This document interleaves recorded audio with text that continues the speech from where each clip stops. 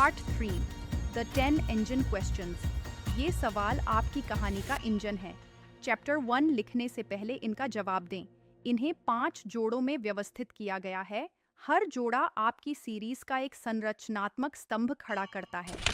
बुनियाद, कौन और क्यों। 1. आपका नायक अपनी असली जिंदगी में कौन है और कौन सी निजी कमजोरी इस खास मिशन को उनके लिए विशेष रूप से खतरनाक बनाती है। एक ऐसा एजेंट जिसका लक्ष्य की दुनिया से पारिवारिक नाता है, वो उन लोगों की भाषा, संस्कृति और पृष्ठभूमि साझा करता है जिनमें वो घुसपैठ कर रहा है। यही चीज उसे परफेक्ट जासूस बनाती है और भावनात्मक समझौते के लिए सबसे ज्यादा संवेदनशील भी। वो दुश्मन को इसीलिए समझता है क्योंकि उसका एक हिस्सा उस दुनिया का ही है। 2. एक प्रतिभाशाली एनालिस्ट जिसे पहली बार फील्ड में भेजा जा रहा है। वो खुफिया जानकारी, पैटर्न और डेटा सब जानता है, लेकिन उसने कभी किसी निशाने की आंखों में आंखें डालकर झूठ नहीं बोला। उसकी ताकत, जानकारी ही उसकी कमजोरी बन जाती है। इंसानी संपर्क के दबाव में परफॉर्म न कर पाना। 3. एक पुराना एजेंट जो किसी पिछले मिशन का जख्म लिए घूम रहा है। एक उड़ा हुआ कवर, एक मरा हुआ एसेट, एक नैतिक रेखा जो पार हो गई और अभी भी सताती है। वो इस मिशन के लिए सबसे बेहतर इंसान है और किसी नाजुक पल पर कोई तबाहकुन भावनात्मक फैसला लेने की सबसे ज्यादा संभावना भी उसी में है। 4. एक ऐसा एजेंट जिसकी असली जिंदगी पहले से बिखर रही है। एक टूटती शादी, एक रूठा हुआ बच्चा, एक बीमार माँ बाप जिनसे मिलने नहीं जा सकता, और मिशन फर्ज से उतना ही पलायन भी है। खतरा यह है कि कवर आइडेंटिटी की जिंदगी उस असली जिंदगी से ज्यादा आकर्षक लगने लगे जिसमें वापस लौटना है। अब ऊपर दिए गए विकल्पों को संदर्भ मानते हुए अपना जवाब दें। 2. खुफिया मकसद क्या है और इसे हासिल करने के लिए गहरी अंडरकवर घुसपैठ की जरूरत क्यों है। निगरानी, इंटरसेप्शन या छापे से काम क्यों नहीं चलेगा। एक लक्ष्य निजी भरोसे के नेटवर्क के जरिए काम करता है जिसका कोई डिजिटल निशान नहीं, न फोन, न ईमेल, न कागजी सुराग। जानकारी तक पहुंचने का एकमात्र रास्ता ये है कि जब वो बोली जाए तो उसी कमरे में मौजूद हो, यानी भीतरी घेरे का एक भरोसेमंद सदस्य बनना जरूरी है। 2. अहम खुफिया जानकारी कोई दस्तावेज या जगह नहीं बल्कि एक इंसान है। लक्ष्य संगठन के भीतर कोई ऐसा शख्स जिसके पास मुख्य जानकारी है और जो उसे सिर्फ उसी के साथ साझा करेगा जिस पर उसे पूरा भरोसा हो। मिशन है वो भरोसा जीतना, एक इंसान से दूसरे तक, एक परत से दूसरी तक। 3. लक्ष्य संगठन वैध संस्थाओं के भीतर ढंसा हुआ है। सरकार, सेना, कारोबार, धार्मिक संगठन और कोई भी खुला कदम एक सियासी संकट भड़का देगा, ताकतवर संरक्षकों को आगाह कर देगा या व्यापक जांच को बर्बाद कर देगा। एजेंट को सबूत निकालना है बिना यह जताए कि संस्था में घुसपैठ हुई है। 4. खुफिया मकसद चलायमान है। एक खेप, एक इंसान, एक योजना, और उसे ट्रैक करने के लिए किसी ऐसे शख्स की जरूरत है जो ऑपरेशन के अंदर हो, रियल टाइम में फैसले ले रहा हो, बिना मुख्यालय से सलाह लेने की गुंजाइश के। नायक को ऐसे हालात में खुद ही फैसले लेने होंगे जहां एक गलत कदम का मतलब है मिशन की नाकामी और लोगों की मौत। अब ऊपर दिए गए विकल्पों को संदर्भ मानते हुए अपना जवाब दें। विरोध, रास्ते में कौन है और वो क्यों सही है। सवाल 3-4 के लिए गहरे प्रतिपक्षी और सीमा के डिजाइन की जरूरत है। यह कमजोर प्रतिपक्षी खामी 2 और अत्यधिक शक्तिशाली नायक खामी 1 से लड़ता है। 3. प्राथमिक विरोधी शक्ति कौन है और वो खुद को न्याय संगत क्यों मानती है। एक सत्ता में बैठा एक ऐसा इंसान जो सच में मानता है कि नियंत्रण बनाए रखने से अराजकता रुकती है और उसके पास इसके सबूत भी हैं। 2. एक ऐसी व्यवस्था या संस्था जो इतनी गहरी जड़ें जमाए हुए है कि कोई एक इंसान खलनायक नहीं, नियम खुद ही लोगों को कुचलते हैं। 3. एक प्रतिद्वंद्वी जो नायक जैसी ही चीज चाहता है और जिसका दावा जायज है या जिसकी योग्यता ज्यादा है। 4. कोई ऐसा इंसान जिस पर नायक ने कभी भरोसा किया था और जिसे पहले धोखा मिला, उसकी खलनायकी एक ऐसे जख्म से जन्मी है जिसके बारे में नायक को पता ही नहीं। अब ऊपर दिए गए विकल्पों को संदर्भ मानते हुए अपना जवाब दें। एक जासूसी थ्रिलर में आपका सबसे दिलचस्प प्रतिपक्षी वो निशाना है जो कोई राक्षस नहीं है। वो फाइनेंसर जो उन्हीं पैसों से सामुदायिक भलाई के काम चलाता है जिनसे हिंसा को फंड करता है। किसी संगठन का वो नेता जिसे सच्चे निजी नुकसान ने उग्रवाद की राह पर धकेला और जो मानता है कि हर शांतिपूर्ण रास्ता बंद कर दिया गया। वो प्रतिद्वंद्वी एजेंट जो सच में यकीन रखता है कि वो अपने लोगों की हिफाजत कर रहा है। दर्शकों के मन में यह ख्याल आना चाहिए, अगर मैंने इस इंसान की जिंदगी जी होती तो शायद मैं भी यही सोचता। यही चीज नायक के उनके भरोसे से किए गए धोखे को तबाहकुन बनाती है। निशाना कोई बेचेहरा दुश्मन नहीं, बल्कि एक ऐसा इंसान है जिसे नायक समझने लगा है, शायद इज्जत भी करने लगा है। दूसरे स्तर पर नायक की अपनी एजेंसी भी एक विरोधी शक्ति है, इसलिए नहीं कि वो बुरी है, बल्कि इसलिए कि संस्थाएं इंसानों से ऊपर मिशन को रखती हैं और नायक एक ऐसी मशीन के भीतर एक इंसान है जो उसे कुर्बान कर देगी अगर हिसाब यही मांगे। 4. आपके नायक की वो निर्णायक सीमा क्या है? वो चीज़ जो वो चाहे कितना भी ताकतवर हो जाए नहीं कर सकता। एक मनोवैज्ञानिक जख्म, आघात, डर, भरोसे की समस्या जो सबसे बुरे पलों में उन्हें जकड़ लेता है। 2. एक नैतिक रेखा जिसे वो पार नहीं करेगा, चाहे उसे पार करने से सब कुछ हल हो जाए। 3. एक गायब हुनर या जानकारी की खाई जो उन्हें ऐसे लोगों पर निर्भर होने पर मजबूर करती है जिन पर वो पूरी तरह भरोसा नहीं करते। 4. एक शारीरिक, सामाजिक या व्यवस्थागत बाधा जिसे अकेली ताकत से नहीं पार किया जा सकता। अब ऊपर दिए गए विकल्पों को संदर्भ मानते हुए अपना जवाब दें। एक जासूसी थ्रिलर में सबसे तबाहकुन सीमा है बी. नैतिक रेखा। नायक पेशेवर दक्षता के साथ झूठ बोल सकता है, चोरी कर सकता है, हेर फेर कर सकता है, धोखा दे सकता है, लेकिन एक काम है जो वो नहीं करेगा। वो किसी बेगुनाह को अपना कवर बचाने के लिए मरने नहीं देगा, या वो ऐसे सबूत नहीं गढ़ेगा जो किसी को यातना तक पहुंचा दें, या वो उस इंसान को धोखा नहीं देगा जिसने उसके साथ सच्ची इंसानियत दिखाई हो। यह रेखा नायक के सिवा किसी को दिखती नहीं। उसके हैंडलर को इसकी खबर नहीं, उसकी ट्रेनिंग में इसका हिसाब नहीं था, और यही वो रेखा है जिसे मिशन आखिरकार पार करवाने की मांग करेगा। पूरी सीरीज उस पल की तरफ बढ़ती है जब नैतिक रेखा और मिशन का मकसद आमने सामने टकराते हैं और नायक को चुनना पड़ता है। 5. वो कौन सी खास घटना है जो आपके नायक को मिशन की योजना पर चलने वाले जासूस से एक नैतिक संकट में फंसे इंसान में बदल देती है? वो पल जब मिशन निजी हो जाता है।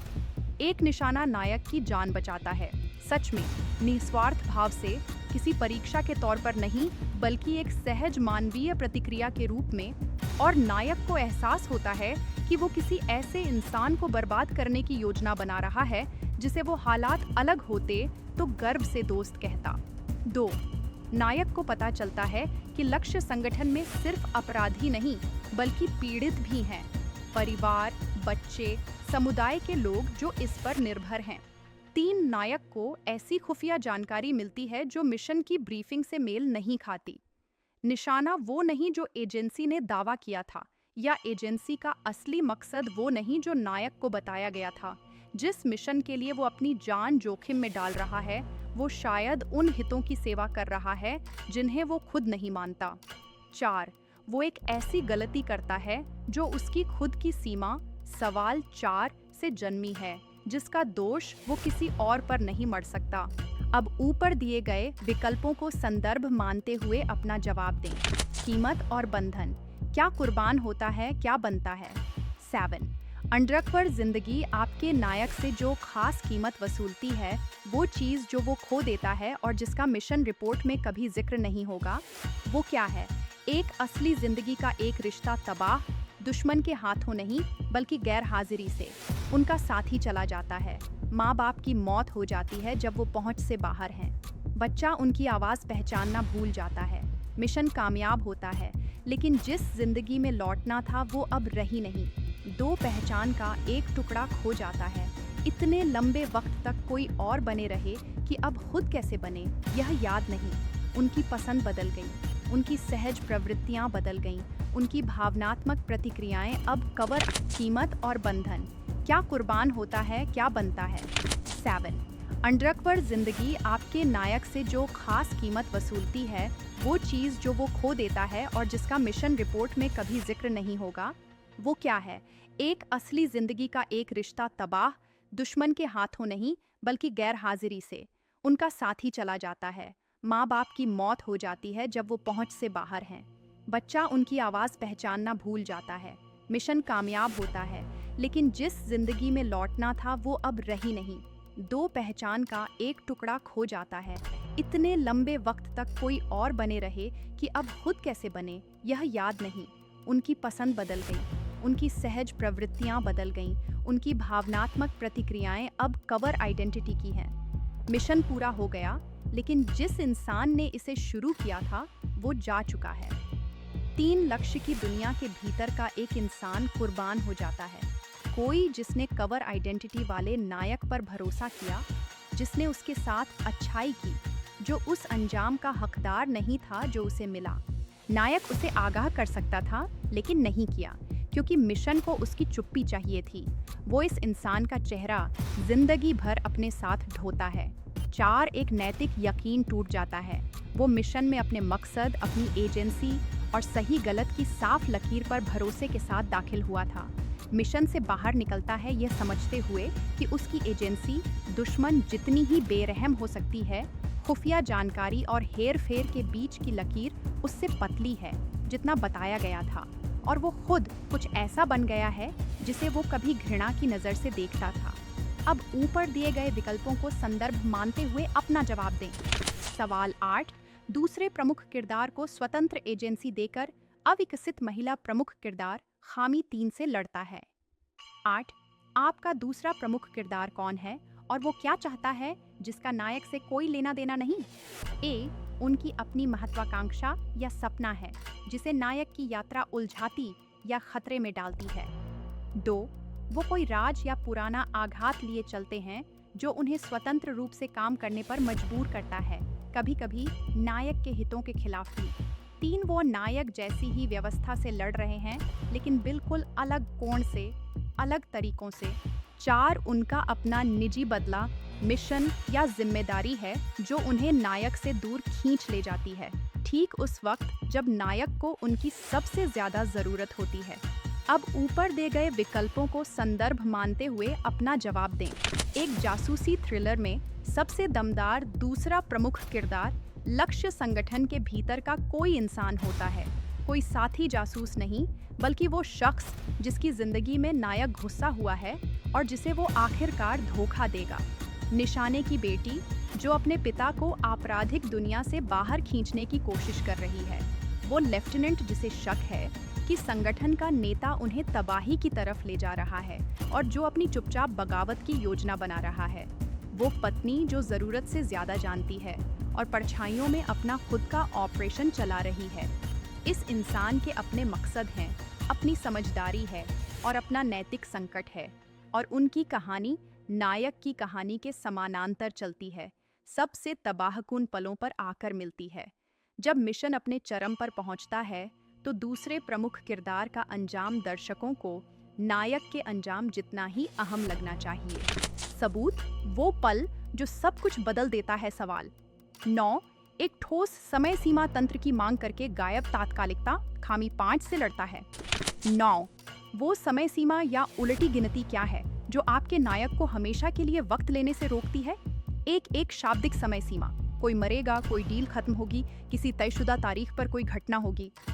2, एक बिगड़ती हुई स्थिति, हर चैप्टर में कुछ और खराब होता जा रहा है और एक ऐसे मोड़ पर पहुंचेगा जहां से वापसी नहीं। 3, एक बंद होती खिड़की, कोई मौका, गठबंधन या संसाधन जो अभी उपलब्ध है लेकिन ज्यादा देर नहीं रहेगा। 4, एक आता हुआ खतरा, प्रतिपक्षी अपनी खुद की समय सीमा पर अपनी योजना को अंजाम दे रहा है, नायक की परवाह किए बिना। अब ऊपर दिए गए विकल्पों को संदर्भ मानते हुए अपना जवाब दें।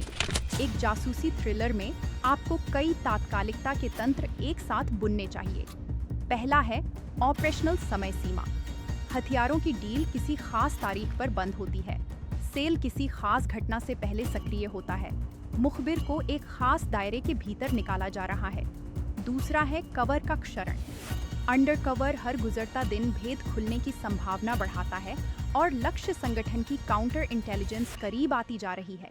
एक बैकग्राउंड चेक जो गहरी जांच में टिकेगा नहीं, संगठन के भीतर एक प्रतिद्वंद्वी जो नायक पर भरोसा नहीं करता, एक रूटीन सुरक्षा जांच जो अगले हफ्ते तय है। तीसरा है निजी। नायक की असली जिंदगी सड़ रही है, माँ बाप की सेहत बिगड़ रही है, एक रिश्ता टूटने की कगार पर है, एक दोस्त ऐसे सवाल पूछ रहा है जो रुकेंगे नहीं। ये 3 घड़ियाँ, ऑपरेशनल, कवर का क्षरण, निजी बिखराव, मिलकर ऐसा दबाव बनाती है जो नायक को लगातार और खतरनाक फैसलों की तरफ धकेलता जाता है।